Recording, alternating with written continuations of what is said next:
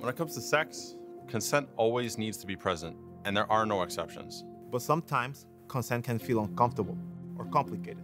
You've probably heard the ideal version of consent before: verbal, enthusiastic, and ongoing. But we know sometimes it's not always this clear. Let's say it's nonverbal. Takes place after a few drinks. And is more hesitant than enthusiastic.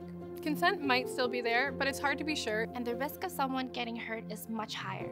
Consent is like a language that is practiced and finely tuned over time. A comfortable conversation that ends with an enthusiastic and clear yes.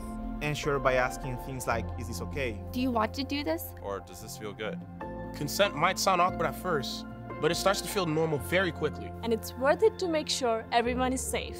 Sometimes people will send you signals in other ways, so consent also means paying close attention to body language. Make sure to clarify if you're ever unsure about how your partner or partners are feeling. And don't hesitate to ask if anything is unclear. It's important to remember, consent is not just a box that needs to be checked. It's not assume or imply, even if you have been with that particular person before. It's not possible when power dynamics make someone feel like saying no might come with consequences. And because some power imbalances will be easier to identify than others, It's important to check in no matter what to ensure everyone is comfortable and feels free to choose.